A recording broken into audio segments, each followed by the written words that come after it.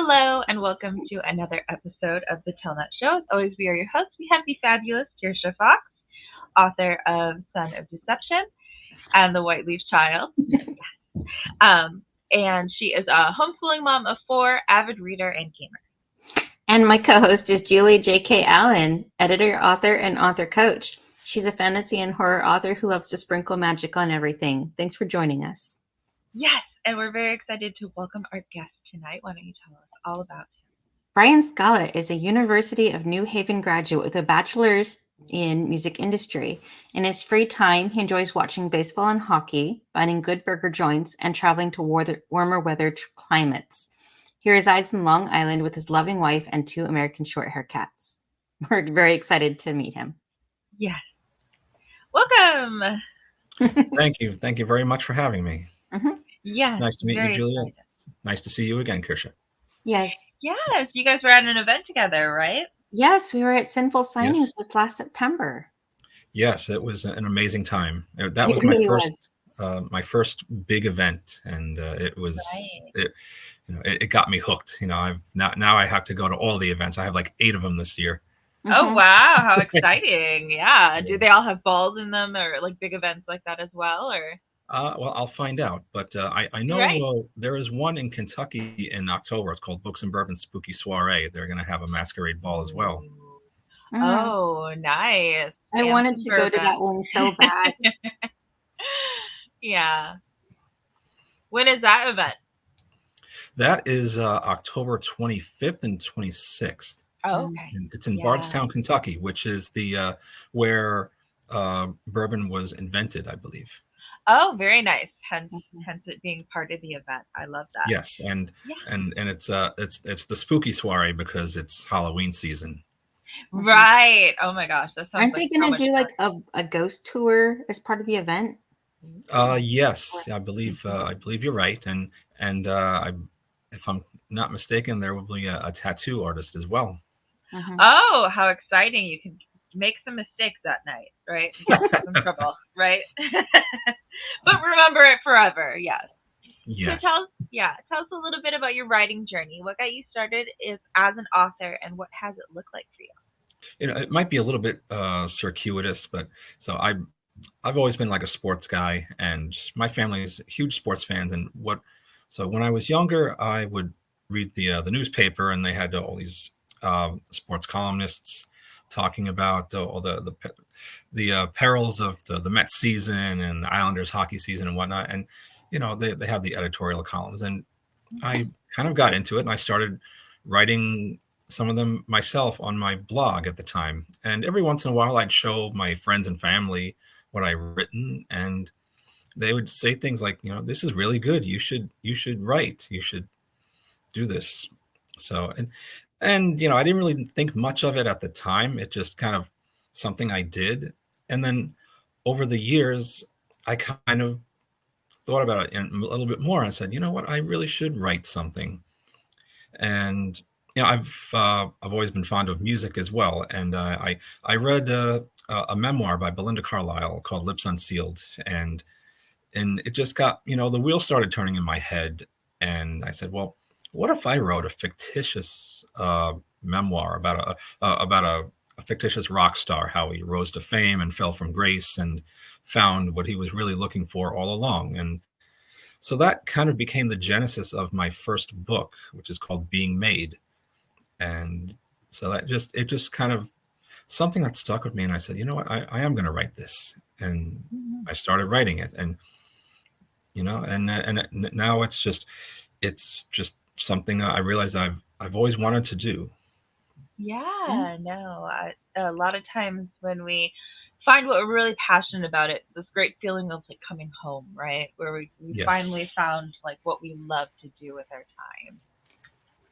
Yeah, absolutely. It really is, and I've learned that it is a labor of love, Yes. But absolutely. We have to love it because it's not easy. Yes. Right. It is definitely not the easiest of hobby or jobs to have, and so the love is very important. Yeah. It takes so much work before any rewards roll in. Right. Oh yeah, Right. I'm still waiting for that part, but yes, it is. It is. Right. It's self gratifying.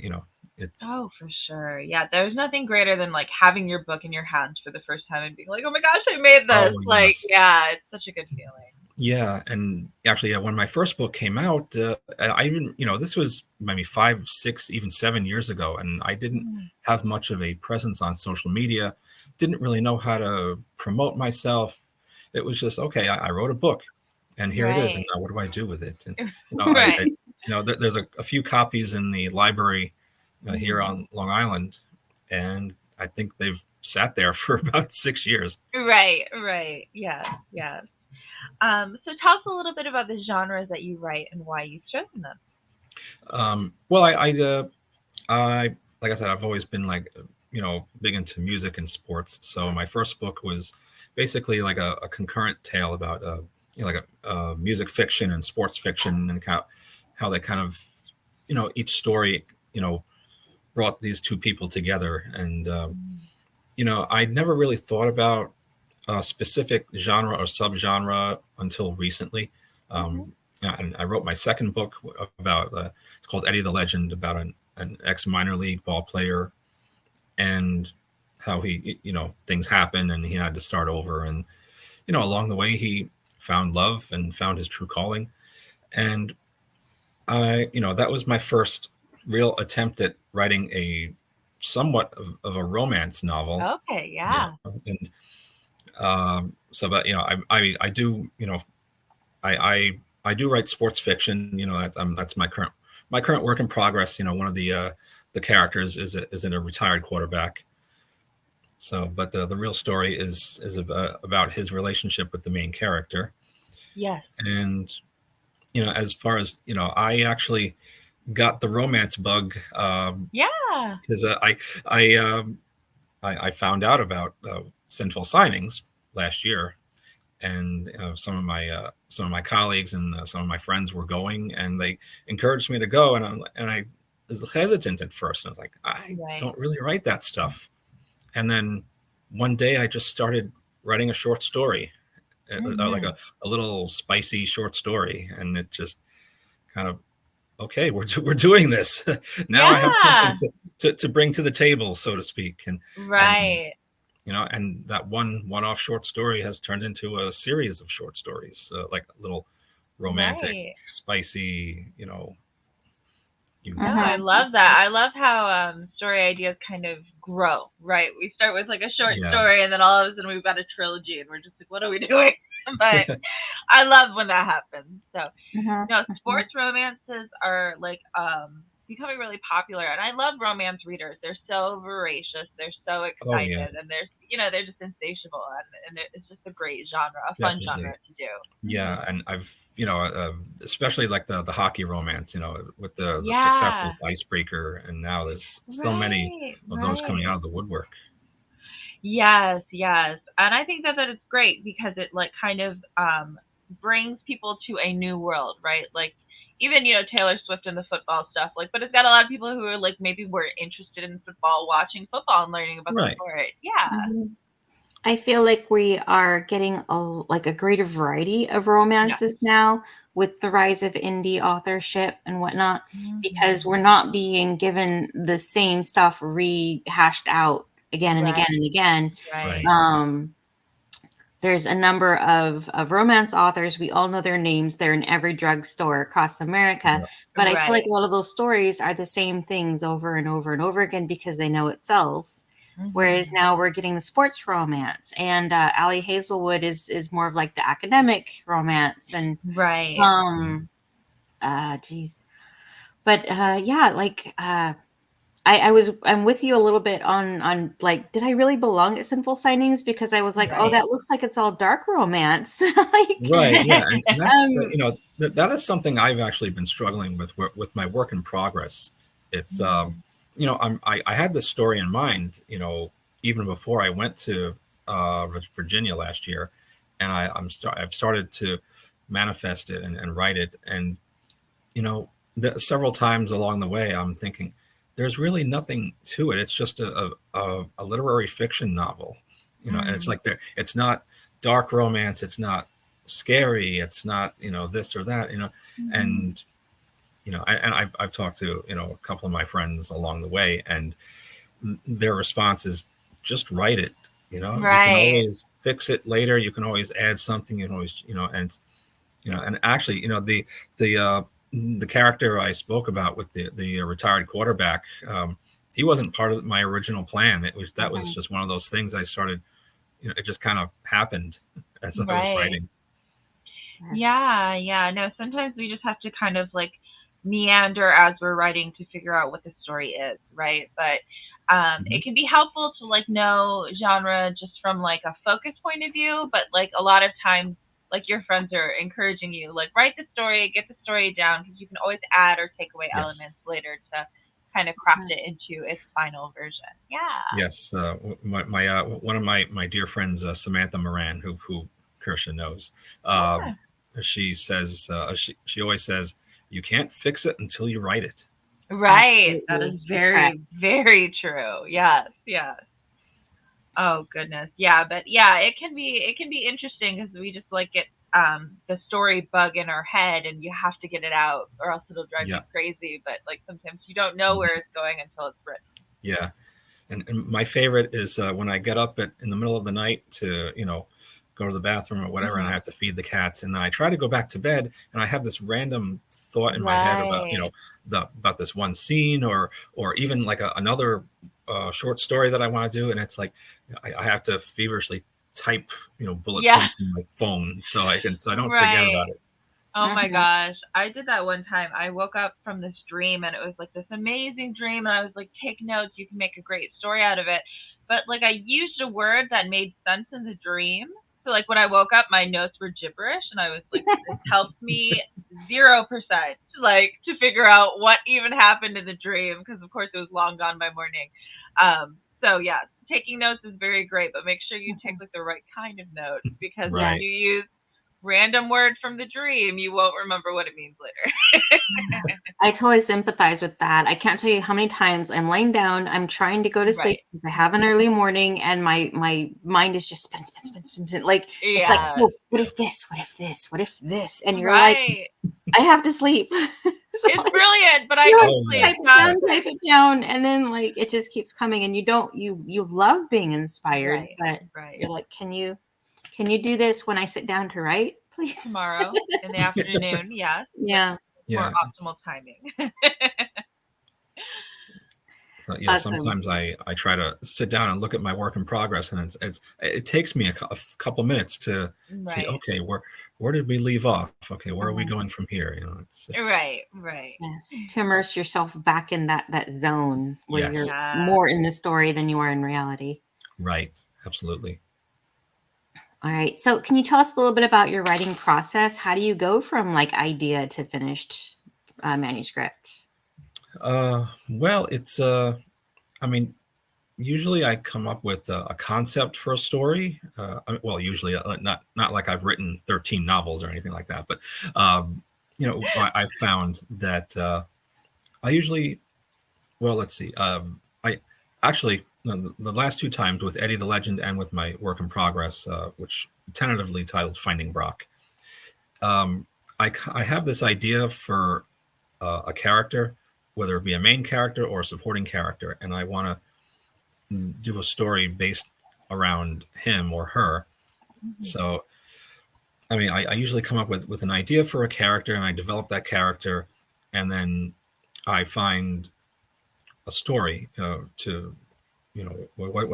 what's the story for why are we here what you know it's Right. and then from there I would go develop other supporting characters, and I said, okay, well, how does he or she interact with these people? What is you know what's what's the story basically? It's all I guess it's all yeah, it depends, but what Mhm. I've found works for me is I have an idea for a character, and try to develop that character and think of a story, and Right. Mhm. So and it's just yeah. with Eddie the Legend. I guess it was just one of those things. I hadn't been writing for several years, and uh, I wanted to base a character. I had this kooky idea to for a character that was named after the Gordon Lightfoot song, "The Wreck of the Edmund Fitzgerald." Okay. So, and was born and raised in Seattle. His father was an old ball player. He collected model ships, because he was a Gordon Yeah. Lightfoot fan, and so I developed like a backstory for Eddie Fitzgerald. So, and then it was, I'm thinking about it and like, okay, that's fine, but what does he do? What's his Right. journey? And it took me a long time to really figure it out. And then um, it just it just kind of happened where we had gotten out of the pandemic, Mhm. and I had made some new friends on social media, and I went to meet them and kind of intermingle with them, and then one day it hit me like, this is a story that I could use for Eddie. This is Right. so it was inspired by something that happened to me. It's like, okay, so what if he flamed out in the minor leagues and lived his life, and then the pandemic hit and he lost some family members and had to Mm. pick up the pieces and then rediscover what his life was really supposed to be about. So that was, Right. so sometimes it's just life, intervenes and gives you you never know when and where inspiration is going to strike. So Exactly. I know that that's kind of like a roundabout way of answering the question, but um, it's I usually I don't have an idea at first, and it just kind of comes to me as I'm trying to develop a story. Right, right. No, I like that. I like that you start with characters first because characters. I Mhm. like to get to know my characters as well. Great plot can do a lot, but for me, it's all about characters when it comes to like Yes, writing and reading. That's what I fall in love with, and that's what I find myself like most in tune with when I'm like in the plotting process. And so I like the whole idea of starting with the characters and just getting to know them, and then kind of figuring out like, well, okay, now what happens to the characters? What's right. their And story that they have to tell? Mhm. yeah, and I think it gives the reader, the reader gets invested in that Yes. that character right away, and then really it doesn't matter Yeah. whether he goes off on a wild adventure or he walks down the Right. street to the supermarket. It's and something happens from there. It's but Right. once you're invested in this character, I think you can take the reader wherever. Mhm. Yes. No, that is very true. Is you have to, because like I know a lot of new authors will be like, oh, I need to start with a big bang, whether that's explosion or like mom dies Mhm. on a plane crash, right? But like oftentimes, like if we don't care about the character, like we don't care about character losing their mom in a plane crash. Like yeah, that's sad and that's tragic, but like we don't know anything about the character to like know what an impact Mhm. losing mom is. And so Mhm. it's very true. The first thing you need to do is like invest them in the character immediately so that when something happens, then we get the full impact of Right. it as the reader. Not Mhm. that starting with action is bad advice in general. Like No, you right. absolutely do want to Oh hook no. your characters, and having that tragedy in their background can like get you started with that character and help you Right. invest. But Right.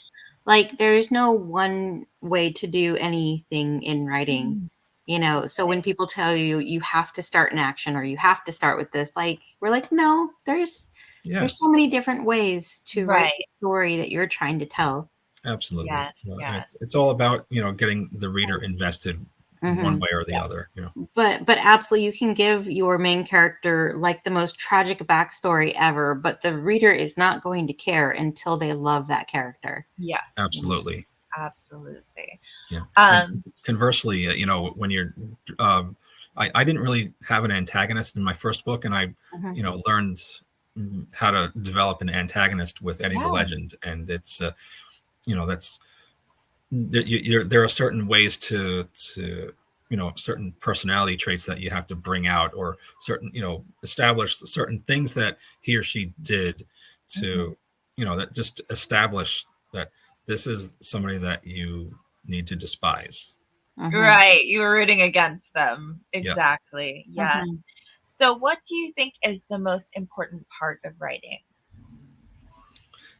Most important part, this it's kind of funny, and I've learned this very recently, and this is I think Kirsha will agree that this is kind of a one of those words that when I say it, she's going to be like, ugh.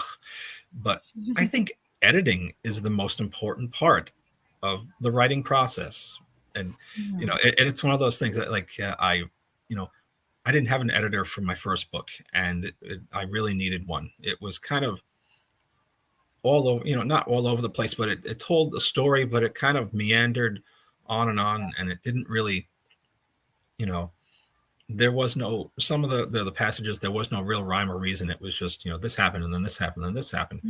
Mhm. I think, having an editor and the right kind of editor can Right. help your story, and that's what they're supposed to do. They're supposed to make your story better, and I've learned that since I've started writing my short stories. I've used an editor, Yeah.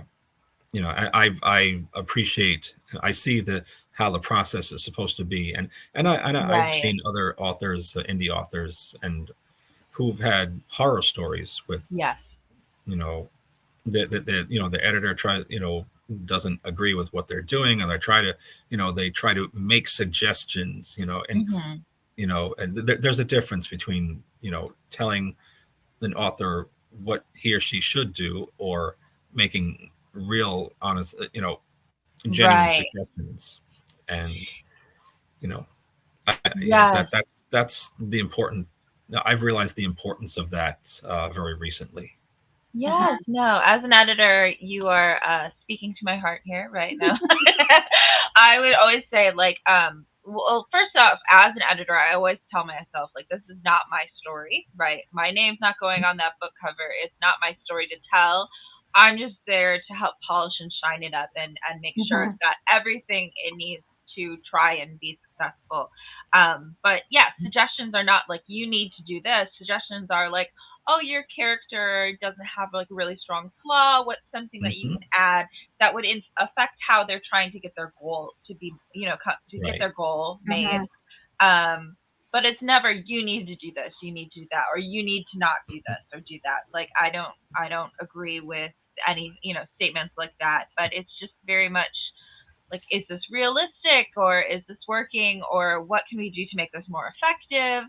And getting a sample edit is so helpful. Like a free sample edit, every editor should be able to do that for you, just so you can see what kind of feedback do they give. Like, does it mesh with how I receive feedback, right? Because if you Right. have somebody who's a great editor, but they're maybe a little bit more curt or brusque, like that's not going to work well if Hmm. you don't deal with that well, So, Oh no, absolutely.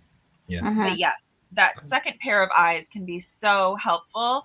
But Oh, yes, it's so tragic when you don't get along with your editor though as well. yes.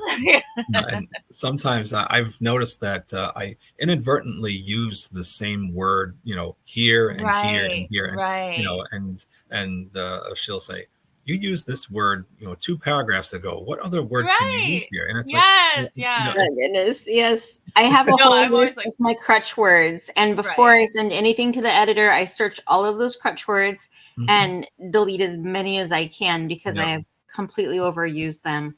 right, right. Yeah. I'm always like, avoid repetition, avoid repetition. Use this word instead. Yes. We kind of have a little inside joke now, grinning mightily. Right, I tend to use that phrase more often than I right. think I do. Yes, Mhm. yes, yes. I know smiling is something that we do so naturally, but it ends up like being smiling, smiling, smiling. Like your face Mhm. might be tired by the end of Well, reading we it. have to show and not tell. Mhm. So we Right, have our characters smile a lot, but right. it becomes overused. And there's only so Right. Yeah, many things we can do with our face. We've Right. got, right, right. maybe 10 expressions. So Like, um, grinning, Right. it's so beaming, smiling. tricky. Yes. Right, right. Hand choreography is a big one that I run into. I Mhm. talk about what their hands are doing all the time, Right, right. Ah, which is important for the character. But oh gosh, there's such a careful balance to be struck, isn't it, Yeah, between too much and too little? yes. But I right. completely, absolutely agree with you that the editing process is so crucial to Yeah, coming out with your finished product. It's like, your first manuscript is like a sketch, and you have to fill Mhm. in Right. all the details, and you need those other eyes to tell you what you did. Like if my character's in a room, I can see Right. it, but did I tell that in the Right. Is manuscript? it I'm out blind of the to. head and Mhm. on the page? Yes. Yes. So Yeah. Right. I need someone else to put little Mm. flags down and say, Mm. "Hey, over here you need more description," and "Hey, Yeah. over Right. here you need more of an emotional reaction." Because I know how Mm. my Yeah. character's feeling. Yeah. Shouldn't they Yeah. Right. know? Actually, Right. yeah, you Right. gave me a good idea, Kirsha. Because Yeah. I don't think I've used any descriptives about a person's hands Uh very huh. Right. often. That's a So great now one. that Yeah. that's a good. I'm going to store that one away. Just Oh because the yeah. hands Yeah. can tell Another just as great much one as is like the eyes. nervous tells, like tells for when they're happy or Mhm, nervous or anxious, like those little mhm. giveaways that people do. Those Yeah. are great descriptions to add I to have a dialogue. character who is when he's nervous, he fidgets. Yeah. So Oh yeah. I'll mention specifically him fiddling with a button, or Right. like playing with his hair, or like pulling at the blanket, or Right. so and he's nervous all the time. So Right. Yes, yes. But that's I can relate to a that. good clue. yes. Right. I can relate as well. Are there people around? I am nervous. Yes. Yeah. So Even when there's no one around, sometimes I'm still nervous, Yeah, right? yeah. I literally, I was telling Sam this morning, it's like I'm nervous. It's 2 weeks before the granddaughter takeover. I'm nervous. I've never met Yeah, these yeah. people, and I've interacted with them on social media, but I've never met them before. I'm nervous, and like, I mean, I get nervous, getting a bottle of water out of the fridge sometimes. Right, right. Oh my gosh, I Don't know. wake up the cat. The cat will wander out and want treats or something. Right, right. You're in the kitchen. You must give me treats. Yes. Exactly. All right. So moving on. Do Mhm. you have a favorite author, and what is something you feel they do best? Um, well, yes. Anybody who knows me, and I've mentioned her already. Um, Samantha Moran has become my favorite author. Mm-hmm. I think she's phenomenal at, um, she's phenomenal at painting a vivid picture of the scene. What's going on around her. Right. What she's written in her Cursed Souls series. I think I think she's remarkable at conveying human emotions. Mhm. The first book I ever read was Tales of Grief and Healing. Well, of hers, not ever, but Right. uh, Tale- Tales of Grief and Healing really struck a chord with me, and it hooked me on all of her works. And then I Yeah. read The Ruin, which the first part of the book is just establishing, with no uncertain terms, the tragic nature of the main character's situation. She's Mhm. her mother is dying. She's broke. She's all these things are happening around her, to break her down, and she has to somehow find a way to rise above it. And Right. it's just the way she can, puts words on the page. It's phenomenal, and I've Mm-hmm. I've learned so Yeah. much from her.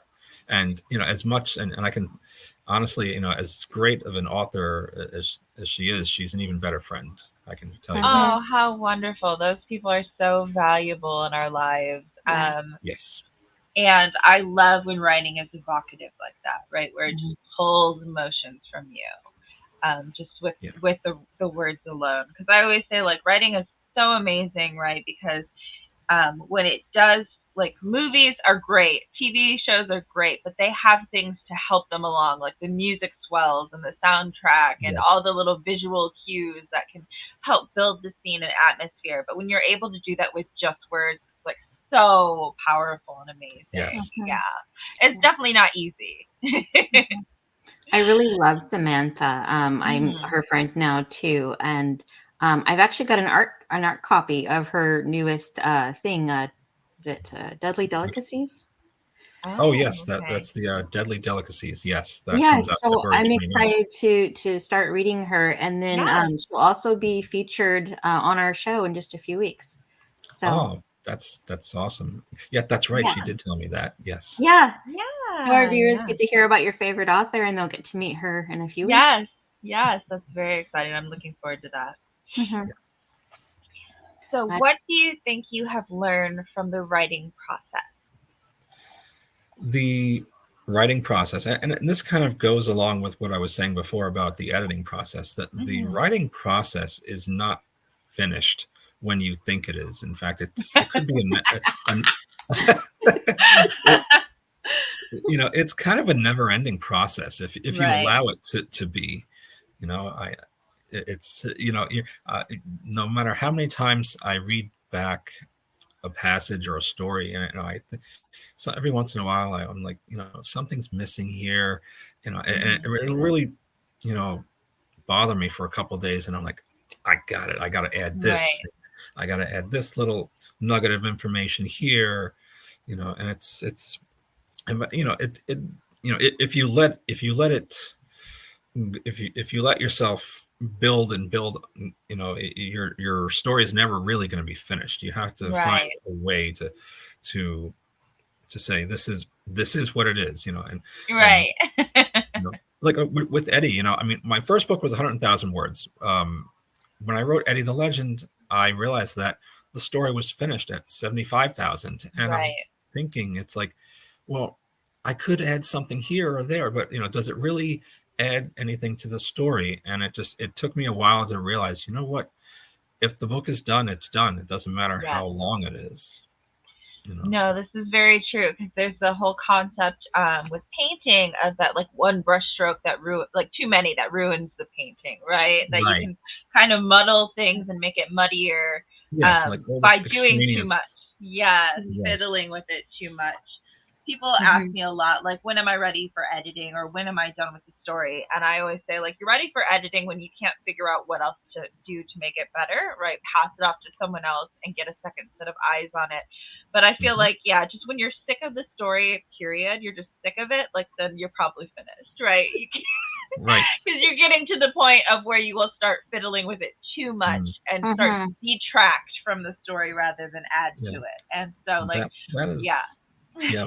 That's one thing I learned when writing my first book. I Yeah. found a local author named Jennifer Grayson who Yeah. said something to the effect of, when you're editing your own work, which actually you shouldn't do, but if you happen to be editing your own work, Mhm. if you by the time you're finished with it, you're so sick of it because you've read it Right. over and over and over. Right. Mm-hmm. Right. Yes. Yeah.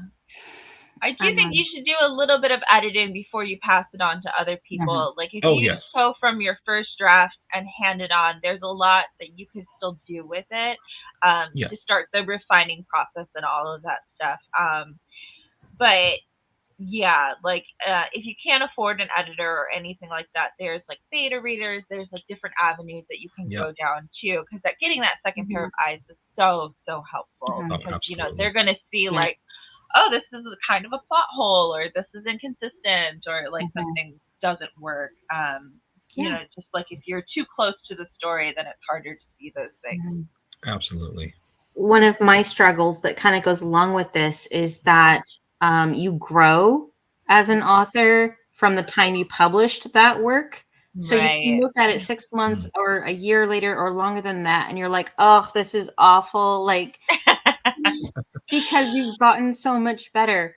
And it's Right. hard to just Mm. let yourself be at peace with it because Right. it's Right. Yeah. good enough. Like, that's, Yeah, you could spend all your time rewriting books 1, 2, and 3 and never move on to 4, 5, 6, Mhm. 7 because you're Right. just like all the knowledge and skills you've acquired, you can keep Mhm. rewriting books. But And yeah, at some point you just have to be like, okay, it is what it is. oh We're yeah. gonna let people enjoy the story and we're gonna move on Mhm. because there's so many stories Famously, to write. Yeah. Tolkien was not like Yeah. ready to submit his manuscript. He kept redoing and redoing Yeah. and reworking and putting more in, and just like he's like, it's not ready, it's not ready.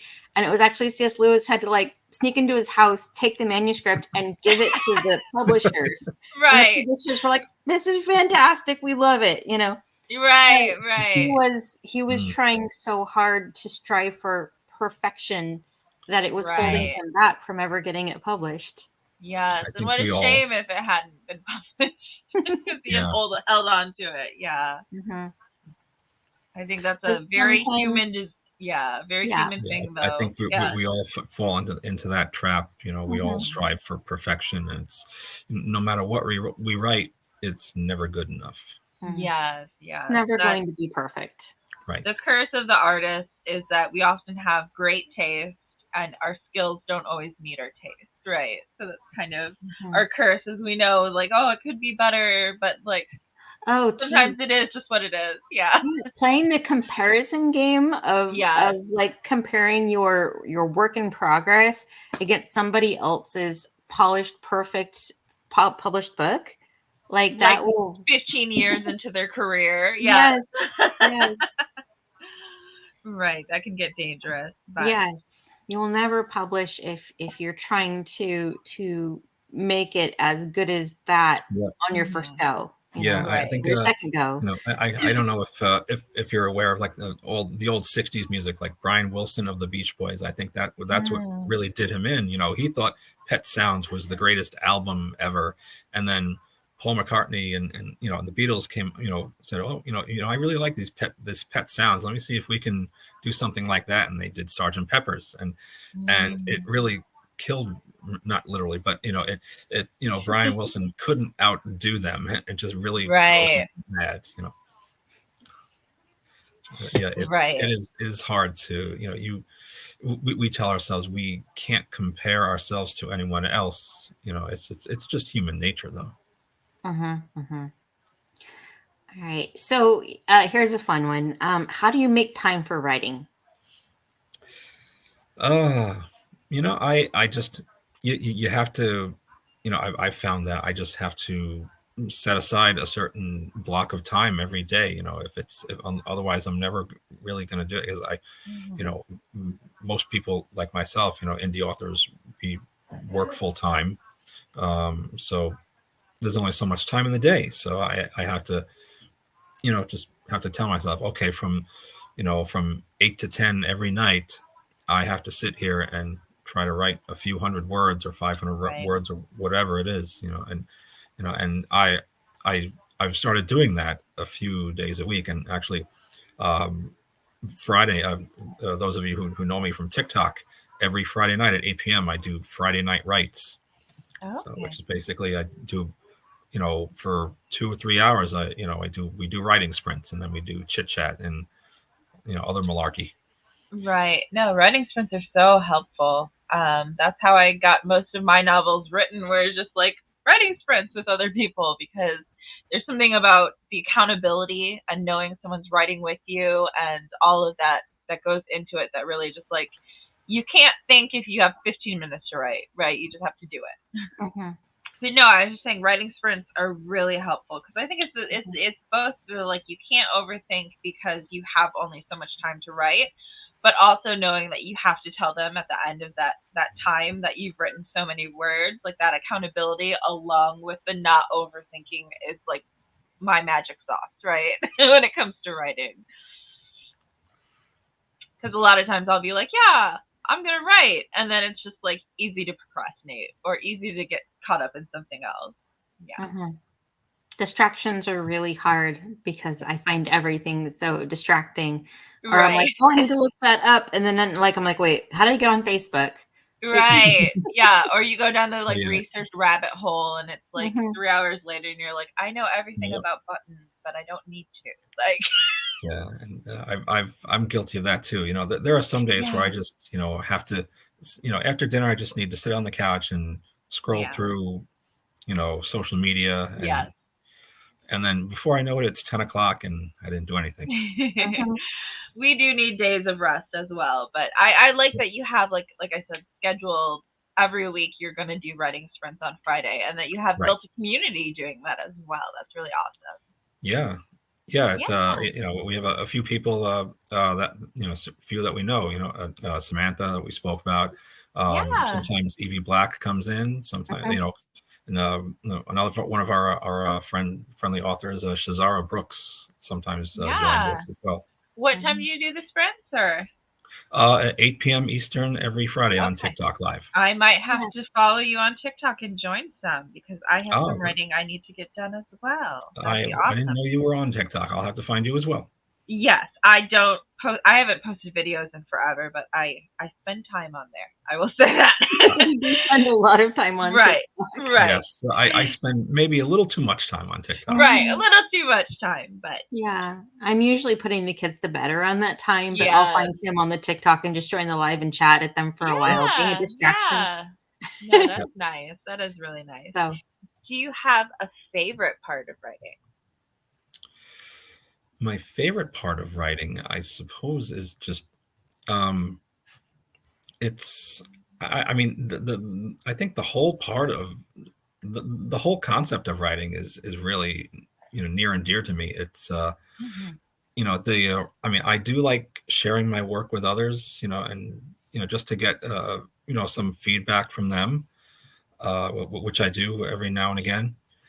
I there's it's I don't know. I can't think of one specific part of writing that I love. It's just the writing itself. I love mhm, thinking of an idea and a story and just putting it out there. And this mhm. is mine. This is Yeah. something I created. The Right. actual act of creation, it sounds like. Right. Yes. There is something great about just letting your imagination run wild and seeing what it comes up with. Mhm. I love it when you read it and you're like, "Oh, this is actually pretty good." Right. And you're like, what happens next? Yeah. You get excited about your writing. That's such a Mhm. great feeling. Yeah. So, what is your least favorite part of writing then? My least favorite part of writing is when I get to the end of the chapter and I don't know how the next chapter begins. Oh, no. Oh, It's right. you know, I Right. I I I often find myself, the end of the chapter is usually the end of the evening when the main character goes to sleep, and Yeah. then it's like, okay, I mean, I had to figure out a way to kind of deviate from that formula a little bit. Um, Right. it's like, but then it's okay. Okay, we did this. Now where does the next chapter begin? Is there a backstory that brings us to where we are now? Is it some Yeah. other you know form of some other story that ties in with this that it's that can be a little bit of a challenge for me, still. Mhm. It's Yeah. trying to figure out where to begin again. Yeah, no, it's great to kind of diversify what you're doing with each scene. We don't want to necessarily be writing chronologies where it's like, you go through the entire day, end with the day, go through the entire day, end the day. So yes, it's good to get that kind of variety of like I like how you said like sometimes there's backstories that we can like kind of have a flashback or, bring up something from the past that like ties into the present in the story or different ways. But it's always an interesting part of being an author, I think, is that thought process of like, okay, now how do I do it? How do I do it different in this chapter? And that can be kind of a fun thought experiment, but it can also be like, oh my gosh, it's a lot of pressure to get it right. Sometimes you just have to Right. let it go and just write it wrong the first time, Yes. knowing that you'll get it closer to what it needs to be the next time and the That next is time true. after that. Yeah, that kind of Right. goes along with what we said earlier. You can't fix it until you Yeah. write it. Right. Exactly. Sometimes you just gotta write it the same way and then figure out how to vary it. Mhm. What influences your writing? Generally, like real life stories and Mm. situations. They the more outlandish the better, because even as a fiction author, I want my stories to be as realistic as possible, and it's Right. I understand, there's a there's place for fantasy and horror stories and everything, and that's awesome. For me, I like stories that are sort of rooted in real life. That's not to say I'll never write a sci-fi or a spooky anything. And in fact, I'm Mhm. actually toying with the idea of writing a spooky short story for the Kentucky event that we talked about. Yeah. Um, but yeah, I mean, I like, you know, things that, if it's a story that really happened, no matter how ridiculously, bombastic or it might be, you know, I can write it and people, can't say, well, that's ridiculous. That'll never happen. Well, it Right. actually did. This is something that really happened, and I can, you know, you know, tie it into my story with, say, well, this character did this and this happened, and it Right. can happen because it has happened. Yes. No, I actually, in one of my creative writing workshops in college, I got the feedback that my story wasn't realistic, and then literally it happened to me, and I was like, it happened though. And I was just like, I was I was like walking to class one day, and a guy on a bike saw like this. They always have like the hot girls handing out flyers, and so instead of stopping his bike like a decent human being and like getting the flyer, he like grabs the flyer while he's like going by, and he just like ran me over and like dragged me a few feet, and then he goes to the girl afterwards and he's like, did you see what just happened? And people are like, oh, that's so not realistic. And I was like, I have scars on my feet from like when this happened. Like, what do you mean it's not realistic? But there's that adage that sometimes truth is stranger than fiction, because Right. sometimes like things like that, and it's just like, who would do that? Well, that guy would do that, right? But yeah, no, I also like to let kind of things that have happened in the world kind of inspire me and influence you. Yes. There's so many interesting things, like just random things you'll see in the news or on social media that you're just like, oh my gosh, that is such an interesting story, and you can work it into what you're writing. Somebody told me when they read Eddie the Legend that because there's a group of friends that happen to like the New York Mets, and the story took place during the season, and he liked how I sprinkled in they were watching this game when this happened, and it was a real game when something really did happen, and it's like there was a scene where they went to dinner to celebrate somebody's birthday, and it happened to be the day that they were eliminated from the playoffs, and it was just like, oh, that was I kind of sprinkled in those little things into the story. No, grounding your story into like real events is very like a successful technique, I feel like. And I do want to encourage you to try writing the spooky stories. Like, you'll never know what genres you fall in love with by doing random stories in genres, and I think there's something so fun, because I read a little bit of horror as well, and it's so fun to think about like what scares people and why, and then like trying to work that into your story. So I encourage you to do it. Thank you. Yes, I'm definitely thinking about it. It's like my only concern, it's like when it comes to horror or sci-fi, it feels like there's really nothing, there's really no new concepts out there. It's like, it's just I guess it's just a way of writing it in your own interpretation. So what was really helpful for me is character motivations, and you love working with characters specifically and really figuring them out. Motivations are almost the most important thing, I think, for characters, because it influences everything they do, every decision they make. Because you can have two characters that want to win a singing competition, and maybe one wants the fame and notoriety and power that comes along with winning the competition, and the other one just wants to see their little brother. You know what I mean? They're going to do different things, or they might do the same things but for very different reasons, and you can really like dig deep into the motivations to figure out why they do what they do, though, and that, I think, really adds a lot of depth to story. Someone else told me something that I really liked. They said, do you have a favorite dessert that you could have again and again and again? I'm like, oh yeah. And they're like, so sometimes books are like that, where you had something and you absolutely loved it, and you want a book similar enough to that where you get to re-experience it again, maybe slightly different, or from a different voice, a different perspective. But it's okay if your story is similar to someone else's, because people like what they like. And they want to satisfy that. They want more of that. I think one of the most interesting things I've done with writing horror is like writing, like looking at things like as monsters, right? So thinking like human as a monster, what kind of story is that like? Or a vampire, what kind of story would that be like? What Mm-hmm. kind of tale do I have to tell that deals with those monsters? And that's Yeah. been really helpful for me. Yeah.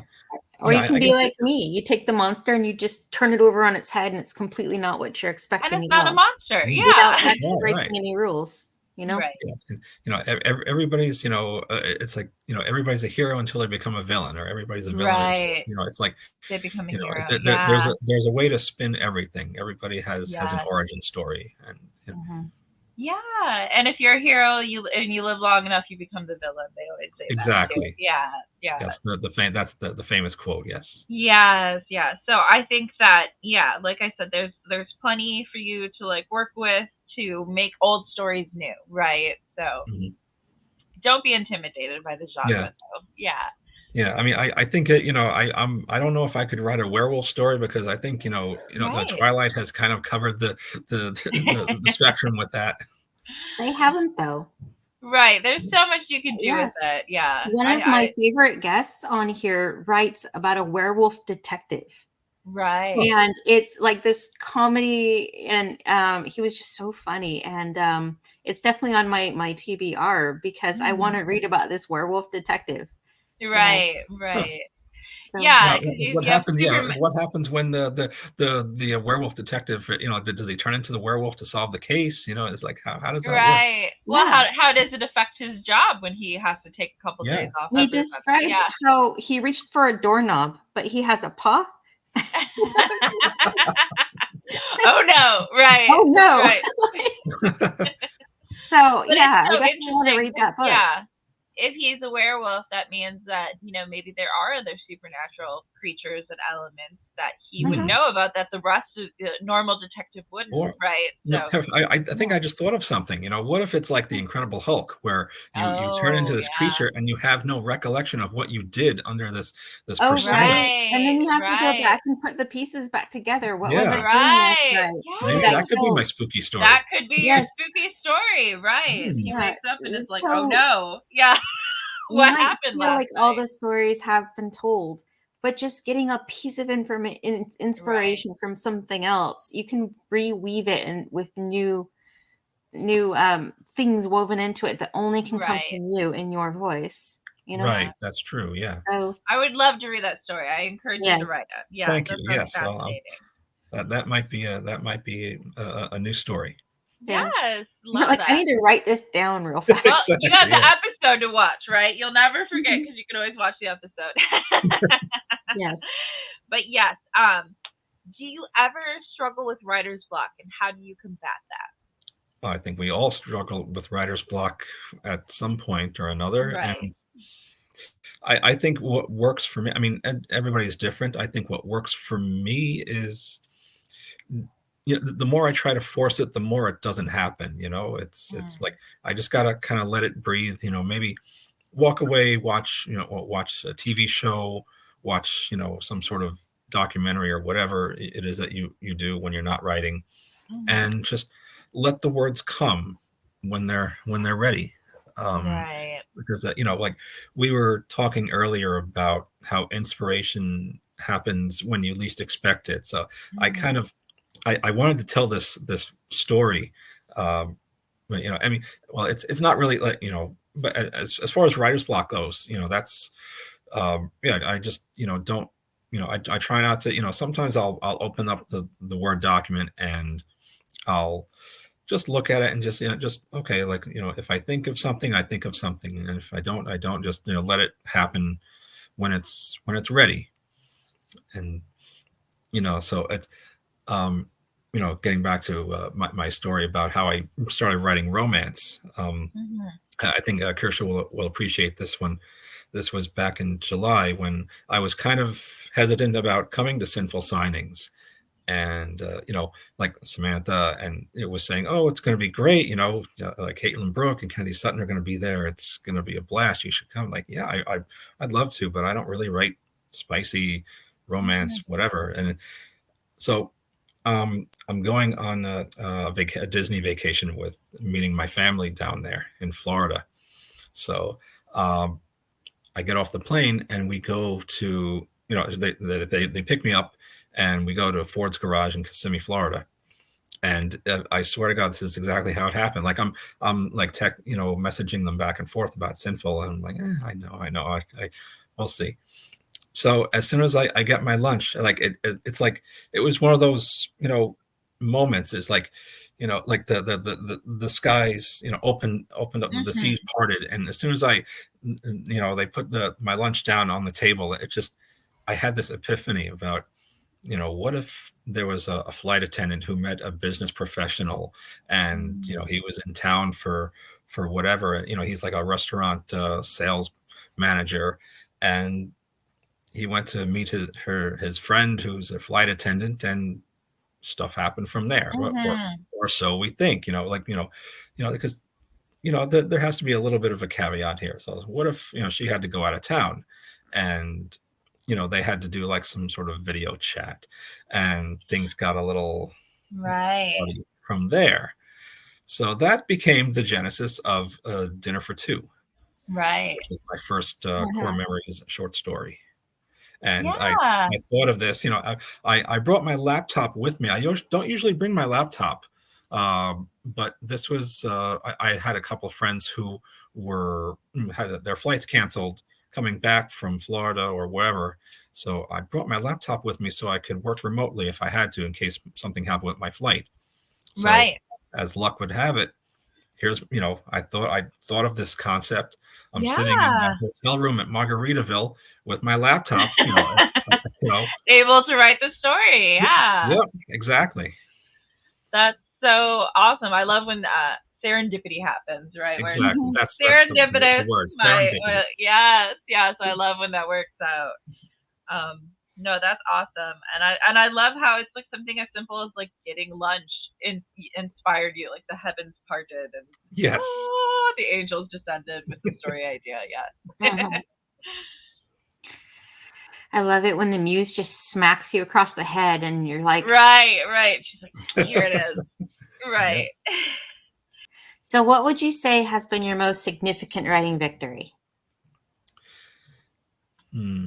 So far. Right. So far. Yeah. I just,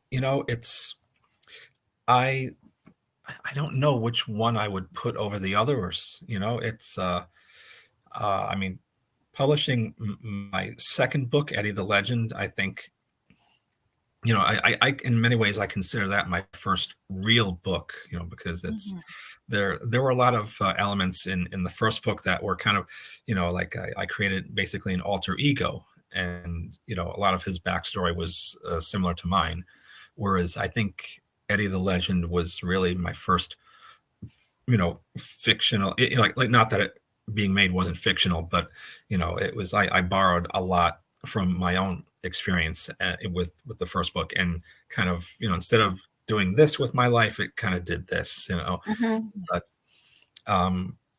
Eddie the Legend was really the first book that I felt comfortable with, and I saw such an improvement in my writing from the 6 years in between them. And I think it gave me the confidence to say, yes, I can do this. And, this is something I want to do. And it's something that I'm capable of doing, and then from there, I've met so many wonderful friends and colleagues, and, just, going to all these different signings, last year at Sinful, and then, this year I have so many coming up, and now I've started doing the short stories and my other work in progress. So it's just like that. It was, Eddie the Legend was kind of my breakthrough, so to speak. So, now that I think about it, I would still consider that my greatest victory. Yeah, and it's opened so many doors for you, right? And yes. And that's the wonderful thing about writing, is that a lot of times it comes with this whole community and this whole like enriching world, right? Which is what I love about writing, is the community that's involved. Yeah, absolutely. It's, and we're all in this together. Yes. When somebody gets it and you're just like, oh, but you understand, the bug and how it drives you crazy, but how you can't live without it either. Yeah. Yeah. How wonderful. Well, we do want to give you an opportunity to let everyone listening along at home know where they can find out more about you and your book. So here's the perfect time to share your website and social. Oh, absolutely. Yeah. I mean, I have a link tree. It's, Linktree's slash B Scala author, and it'll take you everywhere. I'm on Instagram. I'm on TikTok. Instagram and TikTok handles are B Scala author, all Mhm. together. No underslash, just B Scala author. I have a readers group on Facebook. I have a readers group on Discord that's called The Load of BS. I have a Blue Sky account that I don't really use. I just basically uh, go in there every once in a while whenever I have something new, like a new book or a new event that Mhm. that I'm going to. And of course, my website, www.brianscala.com, where you can find everything you need. It's all my my book blurbs. Any any triggers and where you can find them. They're on Yeah. Amazon. They're you can buy them directly from my website. And I spoke about Eddie, and it's coming up on 1 year Oh yeah. since it's been published. April 20th is the 1 year anniversary, and I am doing like a collector's box.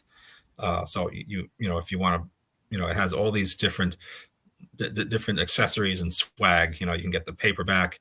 Have an Eddie signed baseball. There's the scouting report that, on Oh, very from cool. when he was, when he was drafted.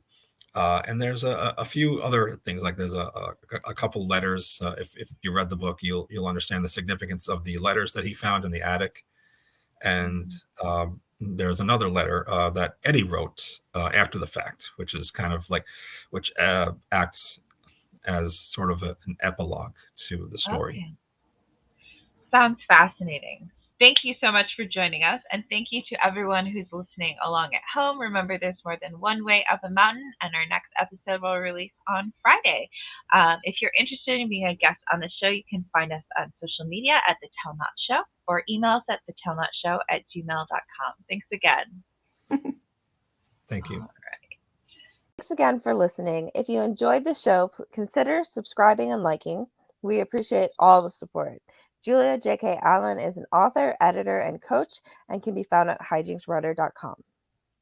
Kirsha Fox is an author, avid reader, gamer, and mother to four, and you can find her at kirshafox.com. Thanks and see you next time.